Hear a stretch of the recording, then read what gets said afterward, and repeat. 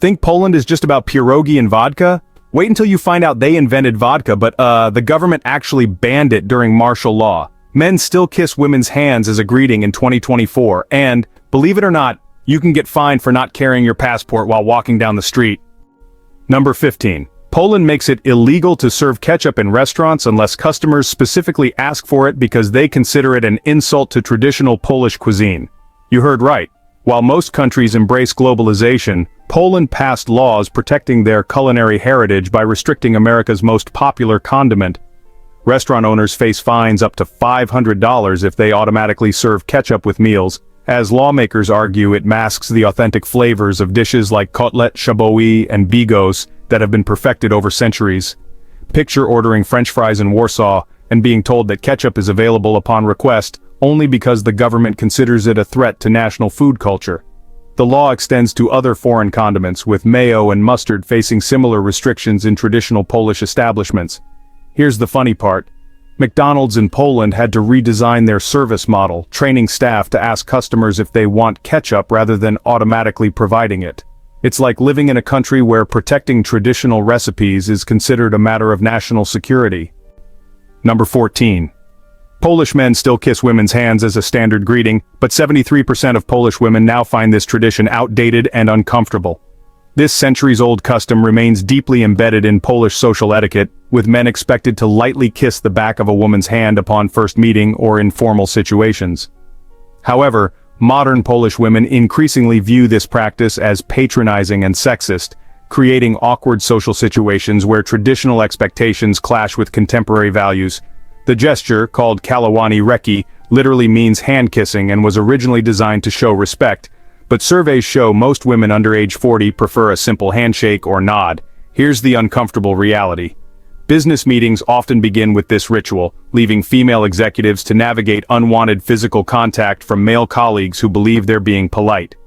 Picture attending a corporate meeting where male partners insist on kissing your hand while discussing million-dollar deals, treating you like medieval nobility rather than a professional equal. The tradition persists, despite most participants finding it uncomfortable, creating a uniquely Polish social tension between historical courtesy and modern gender dynamics. Number 13. Poland invented the word vodka in the 14th century, but during the 1980s martial law period, the communist government banned alcohol sales, and people had to use ration cards to buy vodka like it was wartime bread. Sounds unbelievable, but the country that created the world's most famous spirit literally prohibited its own citizens from buying it freely. The word vodka first appeared in Polish documents in 1405, derived from the Slavic word woda, meaning water. Yet 580 years later, General Jaruzelski's regime treated alcohol like a controlled substance during martial law from 1981 to 1983. Citizens received monthly alcohol ration cards allowing them to purchase just 1 liter of vodka per month, with long queues forming outside state-controlled liquor stores. Black market vodka prices reached $50 per bottle when average monthly salaries were $30, making Poland's national drink more expensive than gold by weight. Here's the absurd irony. The country that gave vodka its name made it nearly impossible for Poles to drink their own invention, while simultaneously exporting millions of bottles to earn foreign currency. Picture living in the birthplace of vodka, but needing government permission to buy a single bottle, like being denied access to your own family recipe. Number 12. Poland requires all citizens to carry their passport or national ID at all times, and police can arrest you immediately for suspicious behavior if you can't produce identification documents on demand. The WWII legitymowania law means that honestly just walking to the grocery store without your ID can result in detention and fines up to $200. Police officers have broad authority to demand identification from anyone anywhere at any time without needing probable cause or suspicion of criminal activity. This applies to foreign tourists as well. Losing your passport in Poland can lead to immediate arrest and detention until your identity is verified through embassy channels, which can take 3 to 5 days. Here's the scary part. What Americans consider normal behavior, like jogging without carrying a wallet, actually constitutes a criminal offense in Poland, punishable by jail time. The law originated during communist rule when authorities needed to track population movements, but it remains fully enforced today despite Poland being a democratic EU member state.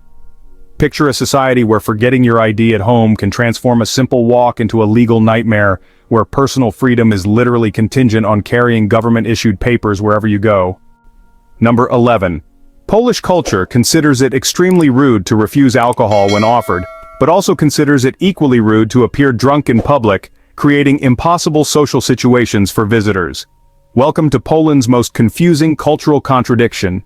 You must drink when offered alcohol to avoid offending your host, yet showing any signs of intoxication can result in social ostracism and potential legal trouble.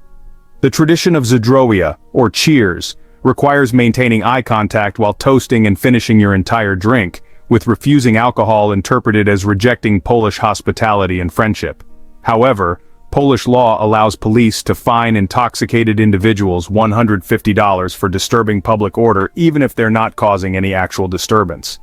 Business dinners often involve multiple vodka toasts throughout the meal, yet appearing affected by alcohol can damage professional relationships and career prospects. Here's the impossible balance. You're culturally obligated to consume alcohol you might not want while maintaining perfect sobriety you can't realistically achieve. Picture attending a Polish wedding where refusing the traditional vodka shots insults the bride's family, but accepting them might result in public humiliation or legal consequences. It's like being forced to walk a tightrope between cultural respect and personal safety, where both compliance and non-compliance carry social penalties. Number 10. Poland has Europe's strictest Sunday shopping laws, with stores closed by government mandate, but creates a bizarre exception that allows shops to stay open if they sell tourist postcards, leading to supermarkets adding postcard racks to circumvent the law. The Sunday trading ban, implemented in 2020, prohibits all retail commerce on Sundays, except for essential services like pharmacies and gas stations, with violators facing fines up to $15,000. However, the law contains a loophole allowing shops that primarily sell cultural or tourist items to remain open, leading to creative interpretations of what constitutes tourist merchandise. Major supermarket chains like Biedronka and Zabka installed small postcard displays near their entrances, arguing they're now tourist shops rather than grocery stores, allowing them to continue Sunday operations. The government inspector system struggles to determine whether a store selling 99% groceries and 1% postcards qualifies as a tourist destination, creating legal chaos across the retail sector. Here's the absurd result. Poland's attempt to preserve Christian Sunday traditions led to thousands of grocery stores suddenly becoming tourist attractions, selling overpriced postcards alongside milk and bread. Picture needing emergency groceries on Sunday and having to pretend you're a tourist buying souvenirs just to purchase basic necessities. It's like living in a country where bureaucratic loopholes matter more than common sense, where buying a 50-cent postcard grants you access to an entire supermarket. Number 9. Poland maintained government control over vodka production for 64 years, from 1925 to 1989, making it the longest state monopoly on alcohol in European history, during which time black market vodka became more valuable than gold. The Polish government's monopoly on vodka production created one of the most extensive underground economies in communist Europe, with illegal distilleries operating in basement apartments, forest hideouts, and even inside churches. During the peak shortage years of the 1980s, a bottle of genuine Polish vodka cost $45 on the black market, when the average monthly salary was $28, making homemade alcohol production a more profitable career than being a doctor or engineer. State vodka stores, called Monopolo, rationed sales to 1 bottle per person per month, leading to massive queues and a thriving resale market where people waited in line professionally to buy vodka for wealthy customers. Here's the incredible irony. Poland, the country that invented vodka and gave it its name, had citizens who went years without tasting genuine Polish vodka because their own government made it unaffordable and inaccessible. The quality of state-produced vodka declined so severely that many Poles preferred drinking dangerous homemade spirits rather than the official product. Picture living in the vodka capital of the world, but being unable to afford your country's national drink, while government officials exported millions of bottles for foreign currency. It's like being Italian but unable to afford pasta, or being Swiss but priced out of chocolate. Except the government is actively preventing you from accessing your own cultural heritage. Number 8. Polish cinema still uses a single narrator called a lector to voice over all foreign films instead of subtitles or dubbing, meaning one man's voice represents every character in Hollywood movies from Arnold Schwarzenegger to Meryl Streep.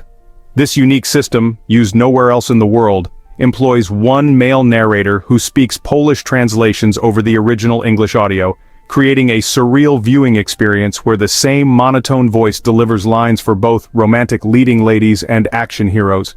The lector doesn't attempt to match emotions, tone, or character differences. He simply reads translated dialogue in a flat, matter-of-fact delivery, while the original actors' voices play quietly in the background. Major cinema chains like Cinema City continue this tradition, meaning Polish audiences have never heard the actual voices of international movie stars, instead associating them with the same elderly Polish narrator who has dominated the industry for 30 years. Here's the bizarre reality. Generations of Poles think Tom Cruise, Morgan Freeman, and Scarlett Johansson all sound like the same 65-year-old Warsaw man, creating completely different emotional connections to beloved films.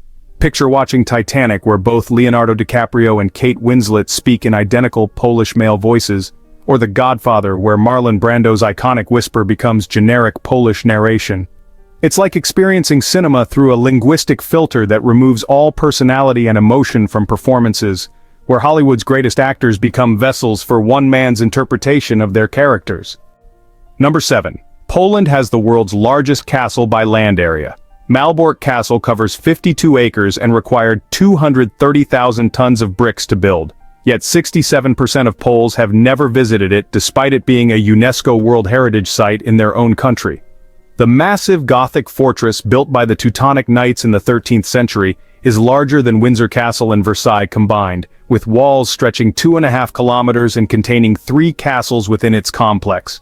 Construction required importing bricks from across northern Europe, with each brick individually crafted and transported by river, making it the largest brick building in the world by volume. Despite being Poland's most impressive historical monument, and attracting 500,000 international tourists annually, domestic tourism remains surprisingly low, with most Poles considering it too expensive at $12 admission or too far despite excellent highway connections to major cities. Here's the sad irony. Foreign tourists travel thousands of miles and spend hundreds of dollars to visit Poland's greatest architectural achievement, while locals living 50 kilometers away have never seen the inside of their own world-famous castle. The phenomenon reflects a broader Polish tendency to undervalue domestic attractions while prioritizing foreign travel, with many families spending $2,000 on Italian vacations while ignoring world-class heritage sites in their backyard. Picture owning the Taj Mahal in your country but choosing to vacation in Thailand instead, or having the Eiffel Tower nearby but never bothering to visit because it seems too ordinary. Number 6. Poland suffered the highest percentage of population loss during World War II, losing 17.2% of its entire population, or 6 million people, yet emerged from the war with larger territory than when it started due to Stalin's border manipulations. The demographic catastrophe was unprecedented in modern European history, with entire cities like Warsaw losing 85% of their pre-war population through systematic extermination, deportation, and bombing campaigns that reduced the capital to literal rubble. Hitler's plan to eliminate Polish identity succeeded partially. The country lost 3 million Jewish citizens and 3 million ethnic Poles, including virtually the entire intellectual class of teachers, priests, doctors, and lawyers, who were systematically murdered in operations like AB Action. Yet through Stalin's westward border shift, Poland gained valuable Silesian industrial regions from Germany while losing eastern agricultural areas to the Soviet Union, resulting in a net territorial gain despite the human devastation. Here's the haunting paradox. Poland simultaneously experienced Europe's greatest demographic disaster and its most successful territorial expansion, gaining factories and mines while losing the people who could operate them. The population exchange forced 12 million people to relocate. Germans moving west, Poles moving from Soviet-occupied territories, creating entirely new communities on the graves of exterminated populations. Picture a country that became larger and potentially more prosperous through losing 1/6 of its people, where territorial victory came at the cost of cultural annihilation. The Poland that emerged in 1945 was geographically stronger but culturally and demographically devastated, creating a national identity built simultaneously on survival and loss. Number 5.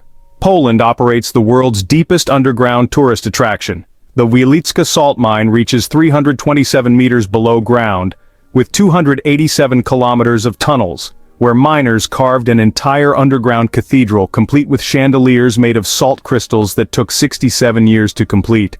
The Chapel of St. Kinga, located 101 meters underground, features intricate religious scenes, altars and decorations entirely carved from salt by miners working after their regular shifts, creating what many consider the eighth wonder of the world hidden beneath the Polish countryside. The cathedral measures 54 meters long, 17 meters wide, and 12 meters high, with acoustics so perfect that it hosts weddings and concerts attended by people who descend into the earth to witness artistic masterpieces created by working-class miners over nearly 7 decades. The mine has operated continuously for 700 years, producing salt that seasoned medieval European cuisine while creating an underground city complete with ballrooms, chapels, and recreational facilities that miners used during breaks from extracting white gold. Here's the mind-blowing achievement. Polish salt miners, working by candlelight after 12-hour shifts, created religious art rivaling Michelangelo's Sistine Chapel using only basic tools and salt blocks, transforming a commercial mine into a spiritual sanctuary that attracts over 1 million visitors annually. Picture descending 30 stories underground to find a cathedral more beautiful than many surface churches, where every surface decoration from tiny angels to massive altarpieces represents thousands of hours of unpaid artistic labor by men whose day jobs involve dangerous manual excavation. The mine proves that extraordinary creativity can emerge from the most unlikely circumstances, where industrial workers became master sculptors and a hole in the ground became a pilgrimage destination. It's like discovering that coal miners secretly built Notre Dame in their spare time, except it actually happened, and you can visit their underground masterpiece today. Number 4. Poland has produced 17 Nobel Prize winners despite having a population smaller than California, but the communist government tried to erase this achievement by banning mention of Polish Nobel laureates who criticized the regime. The extraordinary intellectual legacy includes Marie Curie, who remains the only person to win Nobel Prizes in 2 different sciences, and Lech Walesa, who won the Peace Prize for leading the Solidarity movement that ultimately brought down communism across Eastern Europe. However, during the communist era from 1945 to 1989, state-controlled media and educational systems systematically removed references to Polish Nobel laureates who opposed the government, creating a generation of Poles who were unaware of their country's scientific and literary achievements. Czesław Miłosz, who won the Literature Prize in 1980, had his books banned in Poland for 8 years after receiving the world's highest literary honor, with libraries forced to remove his works from their shelves and universities prohibited from teaching his poetry. Here's the absurd contradiction. Poland produced more Nobel laureates per capita than any other European nation, while simultaneously censoring knowledge of these achievements from its own citizens, creating a bizarre situation where the rest of the world celebrated Polish genius, while Poles remained ignorant of their compatriots' accomplishments. The government's censorship was so effective that many Polish students learned about Marie Curie's discoveries in chemistry and physics classes without knowing she was born Polish, as textbooks referred to her only by her married French name Marie Curie, rather than her birth name Maria Sklodowska. Picture living in a country that produces world-changing scientists and writers, but being legally prohibited from taking pride in their achievements, where international recognition becomes a state secret, and Nobel Prizes become evidence of thought crimes.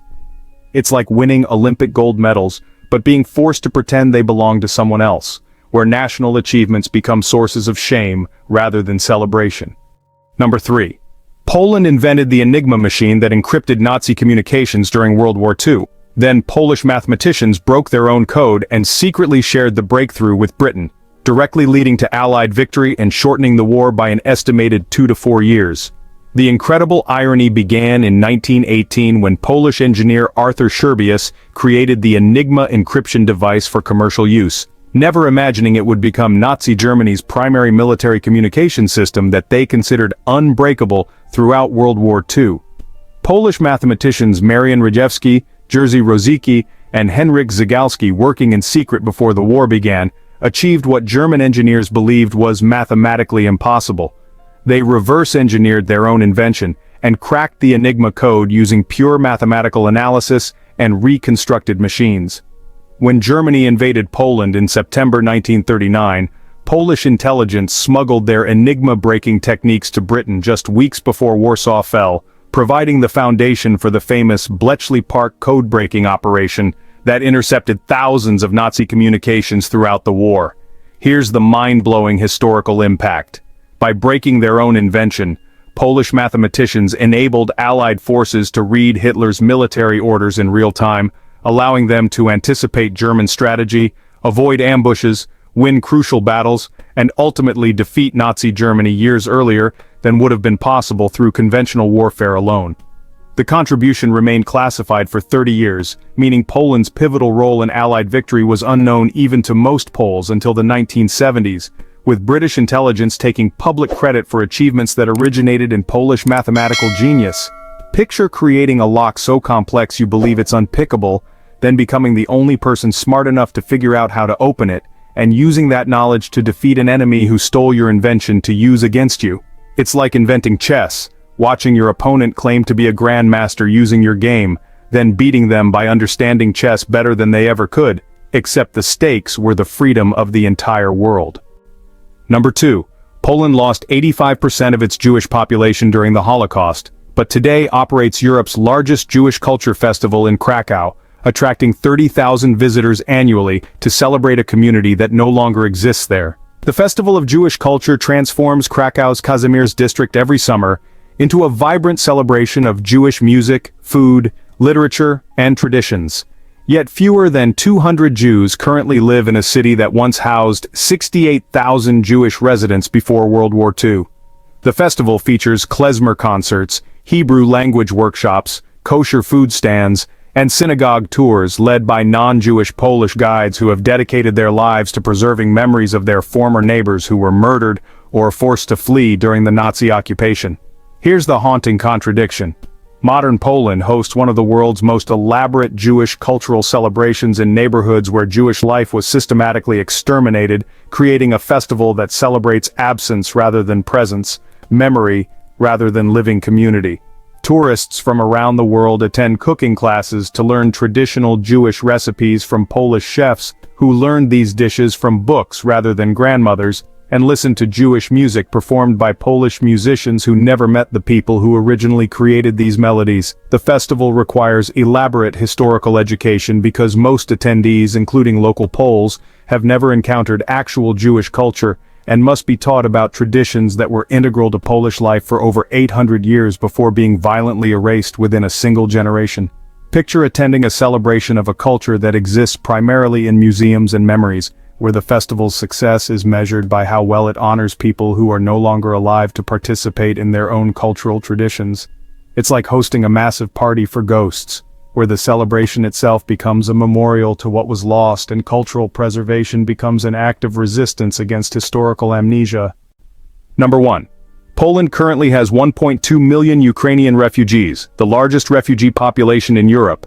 Yet Polish border guards still require Ukrainians fleeing war to present valid passports at checkpoints, and refugees without proper documentation face detention and deportation back to an active war zone.